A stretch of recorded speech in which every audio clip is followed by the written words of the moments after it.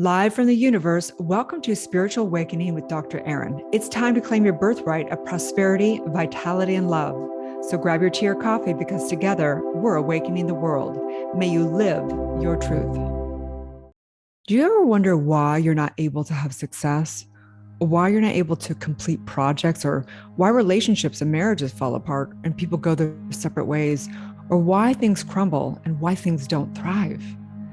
Well, if you're curious to know the secret of the secret, then you want to listen to this podcast. Welcome to Spiritual Awakening with Dr. Aaron. Today, we're going to break down the metaphysics of the Bible. This is a series, and today is on the Tower of Babel. This is the story of integrity. Your integrity. The Bible is your biography, your manual for understanding how you create with the power of your mind, how you are creating through universal law, which is the Lord. And I know right here, right now, that we recognize that God is within, that is the pure consciousness that is creating all of life right here, right now. And so let's break this on down. So I have to say, this has been a really interesting journey for me in doing this series, and especially this one, the Tower of Babel, as they say. Some people say Babel, it's Babel. And the thing is, it's very fascinating because as I've been trained in the metaphysics of mind, I am not a biblical teacher. I am trained and developed in the metaphysics of mind and understanding how the creative process, how we are manifesting, how we are demonstrating in this universe. And the Bible is actually based in ancient texts before the Bible. The Bible is allegories of man's attempt to dominate through this story. And it's really a story of integrity. And so as we go into the story, I want you to ask yourself, your own integrity. What does it mean? What does it mean to have integrity? So as we go through this, taking a look at what's your integrity as an individual, what's your integrity with the collective, and what's your integrity with the cosmic realm? And truly, who do you want to be in building the tower between you and God, the true union, the true enlightenment, so that you can live and become somebody who is just from the dominion of source, of God, of divine, and you're able to truly create anything, and the sky is the limit, right?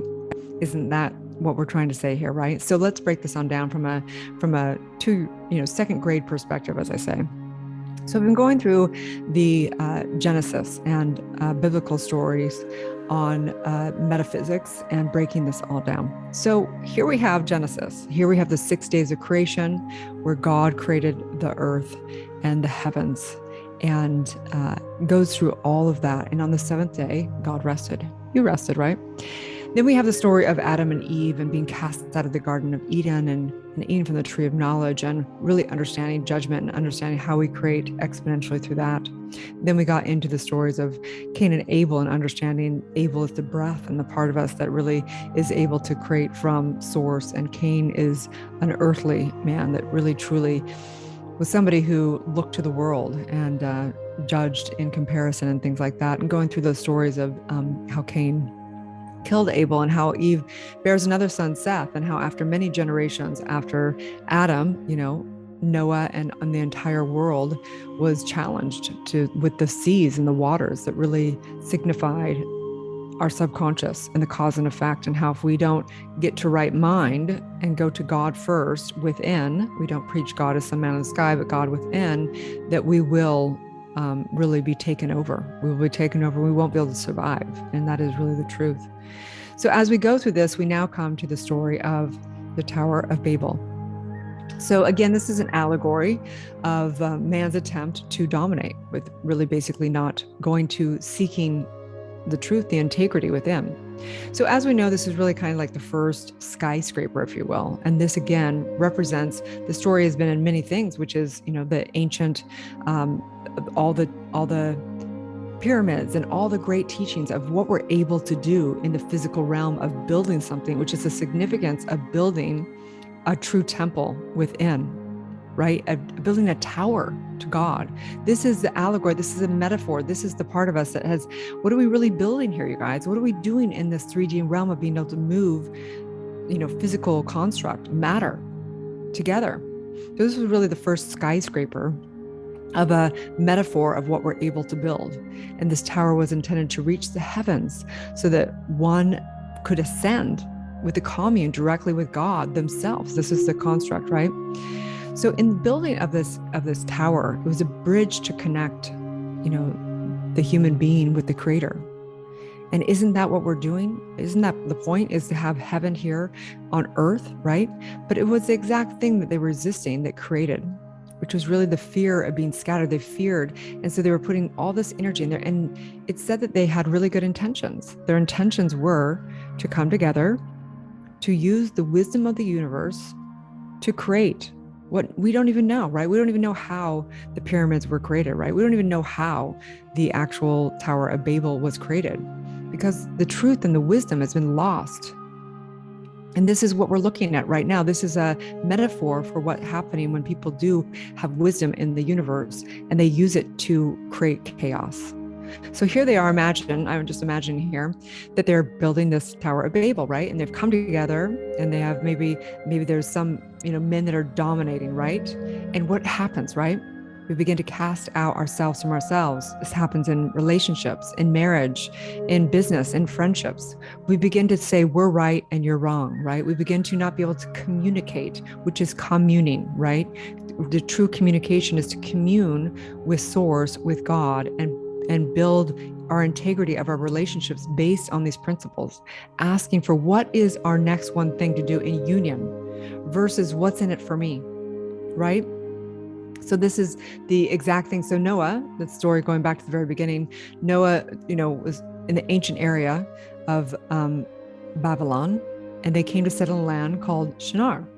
And the Bible tells us that these men were basically here. They spoke one language and they understood all together. They worked together and they built this incredible place, this incredible civilization, if you will. And they wanted to celebrate it. They wanted to show and have a center, a symbol in the center of their home, basically. They wanted to show that they were able to create this big symbol as a celebration of what they had created, which was oneness, which was coming together. But what happened as they were doing this, people began to get greedy. They began to say, no, I'm creating this. No, I'm creating this. No, I'm better than you. No, I'm better than you, right? It began to be in the space of arrogance instead of having a symbol that they wanted to have for their creativity and their resourcefulness of coming together in their proudness as one family. But instead, the arrogance began to come in. They began to, say, well, I'm creating this. No, I'm creating this, right? They began to have that ego come in. They began to wander off from the truth. And what happens when we wander off from the truth? We begin to crumble. Our relationships always crumble when one person has to be wrong versus the other person, right? Never works out. So in this, we recognize that you can use your energy to create abundantly as oneness, or you can use it abundantly to cause chaos and discord and make other people wrong. The choice is yours. So in this, God's statement says in here in the Bible that they basically were able to, they had freedom. They had freedom to, that's why God didn't make it crumble, right? The tower was still there, but the people dispersed. And this is the law of cause and effect. That if we use our power and our energy to divide and separate, one of two things happen. In the first annihilation, in the first 1,000 years, there was an annihilation. In the second, it says in the second thousands of years, they dispersed. So what happens when you make other people wrong is both things happen. It will die off. A marriage will die off. A relationship will die off.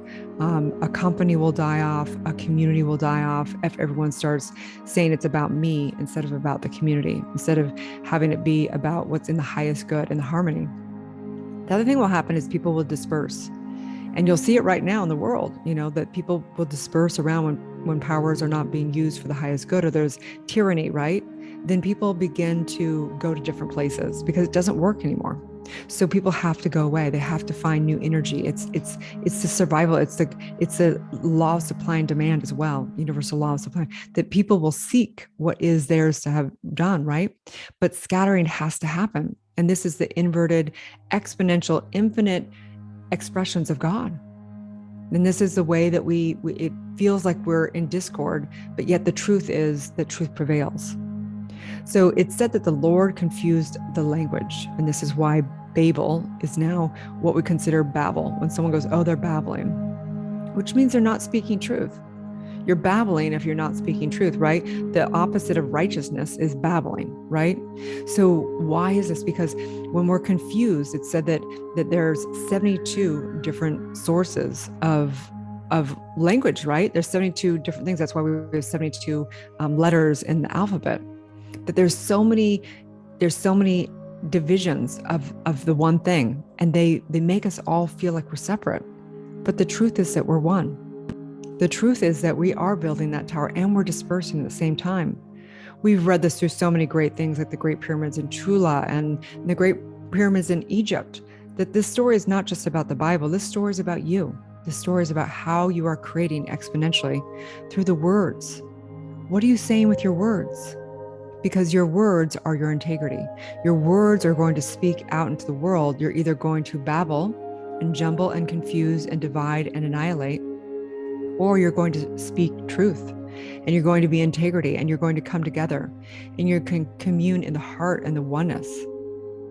And so if you can't communicate, then you'll go away from one another. That's the truth. If you can't communicate, then you will go away. Relationships will go away, jobs, positions, all that, you will go away. So we have to understand, it said God confused the language on earth, causing these migrants to become unable. God confuses the language on earth, causing these migrants to become unable, which is a really fascinating word, because Abel and Cain, Abel represents breath, and Abel, you're either able or you're unable, right, in our language. These are profound things that are stated. And if we're confused and if we're divided, think about how many different languages are on this planet. We're divided because we speak different, right? We're divided in our relationship because we don't see eye to eye. Our language it's the beginning, it's the breath, right? Our beliefs create our thoughts, create our feelings, create the emotions and circumstances of our life. And if we can't even think in the oneness, we don't believe our unity, our oneness, then it's going to come out in how we speak. It's going to come out in how we think. It's going to come out and confuse all of it. So the languages on the planet are just a representation of the division. Imagine if we really truly were one family. And there is one language, and it's love. The one language is frequency and vibration. The one language is unity and harmony, because everything's in harmony at some level from a universal and cosmic perspective. So again, going back, what does this mean to you in the integrity of your life as an individual, as a collective, because you are one with the collective, and one with you as the cosmic? So my invitation is to really take a look at who you are individually and how you are creating yourself as one with others or dividing yourself from others. How are you collectively? Are you involved in your community? Are you involved in your commerce in your community? Are you involved in maybe your spiritual center or whatever it may be, your community, your collective, right? And then how are you communing in your oneness with the cosmos? Are you going out to see the sunrise? Are you going to full moon? Are you going with the animals? Are you communing? Are you communicating, right? Because this is the whole thing. It's all communication. Your integrity is based on how you communicate first with God, with source, with your true self. And if you can't get in that as the individual, right, then you're never going to be able to get there in a community or with your partner or your husband or wife or your children. You're never going to be able to get there in the cosmic. You're never going to be able to have out of body experiences and turn on your supernatural powers if you can't first commune with yourself, the unity of the one. And so in this, I just know that competition between man and creator will never work. If you put your will before the true will, which means you're putting it in the ego will, meaning it's a divided in what's in for you instead of what's in it for the collective. Competition between man and creator, as the Bible said, right? And we know that there might be an overestimate of jurisdiction. You know, we see it all the time. We see it in politics. We see it in our leadership when people start using their energy and their powers like they misuse them. And it never works out. Cultures crumble. This is how it happens. This is exactly how it happened. God doesn't destroy their tower, though, remember? So God is not some outside man, but we're just using it. The reason why God does not destroy the tower is because it's always possible. So here's the second little story in here, is that the issue is, and why it doesn't work in the second, there's a second disbursement, right? So they come back and they try and build the tower again, right? Well, it doesn't work because they didn't get to truth again. It's like getting married for the second time, but you never actually do your inner work. Like, it's not going to work out. That's why the second marriages have even a higher divorce rate, because you haven't cleaned up your integrity. You haven't done the work to be able to actually build a tower. So my question again for you is, are you ready to build a tower that is unshakable? That's the pyramids of Egypt. Like, they're not being destroyed. They are, how old are they, right? We're still in awe. We still don't even understand how they're built, because they're built from divine. They're built from divine. And until you're ready to build something from divine, then everything you build is going to crumble. This is the law of cause and effect. It will be annihilated, and there will be disbursement. Dispersing energy, mankind speaks differently and explores more region, right? So you'll keep having the new places you got to go to, the new relationships, the new business, the new whatever, because until you learn your lesson, you're going to still have to start over. We know this over and over again. We know this over and over again. And so again, this is not just a story of the Bible. This is your story. This is your story. It's also Sumerian stories and the Great Pyramids and the Great Pyramids of Chula. We see this over and over again. Second marriages often fail because people haven't cleaned up their integrity, remember? They think something will be different out there if they just get a new wife, a new relationship, maybe if they move to a new city, maybe if they get a different, car, maybe if they lose that 5 pounds, then everything will be different. Nothing's different till you change. Nothing's different till you go to the source and commune within and build on unity and build harmony for the world. Those are the only things that are sustainable. Truth prevails. And so in this story in the Bible, there's so many like layers and layers and layers and layers of how you can interpret this. But in this, we know that there's 72 different languages, which is really what we build on the alphabet. It's also the rule of 72. And in finance, the rule of 72 is that it's a method of estimating how much time is going to take for an investment to double. And the truth is that this 72 represents infinite creation. You can infinitely create the most powerful, incredible thing on this planet. A tower that's so great, a community that's so great, a business that's so great, a family, a lineage so great. This is your birthright. This is who you are. And you can exponentially create chaos and discord and harm and tyranny on this planet. This is your birthright. And so in this, I just know the truth of who you are, knowing that infinitely you are the rainbow. You are the unique divine expression. And in this, I know there's unique expressions of this beautiful expression of harmony, of love. May we celebrate the love within. May we celebrate our oneness. May we know that we are one family. There's one life, one soul, one thing going on here. And may we know that anytime somebody misuses their energy, and there's haves and have-nots and all that, forever we will crumble. May we build a world in integrity and truth. May we seek God within and know that all things are added. Seek the God within, seek heaven within, and the righteousness within. May we know and live and only speak truth. May we not call people out, may we call people up. I know that Genesis 11, this Tower of Babel, is all about the integrity for you to live in truth, speak in truth, and be able to communicate, bringing people together instead of division. May we no longer go to the polarity. May we go to the oneness. And I say, yes, yes, yes. Thank you for these truths. And so on this note, I just know that if you're somebody that is wanting to get trained in metaphysics of mind, you don't have to be trained in the Bible. If you're somebody who wants to understand universal law, the creative process, metaphysics, science of mind, you need all that, I invite you in to take a look at our practitioner program. It's extraordinary. We really have an incredible base in truth, based in a lineage of New Thought movement, which is so many incredible teachers around the world, teaching, bringing our birthright back to this planet. You are what the world needs. The world needs truth, and it's you. Have a beautiful, blessed day, and may you live your truth. Thank you for tuning into the Dr. Erin podcast. If you've had a spiritual calling or desire to get certified as a spiritual coach or a world-renowned spiritual leader, go to newthoughtglobal.com. If you've received value from this show, I would love it if you share it with a friend and give it a 5-star review. Also, we have spiritual practitioners that are trained to deliver the E4 trauma method and assist you in birthing your truth.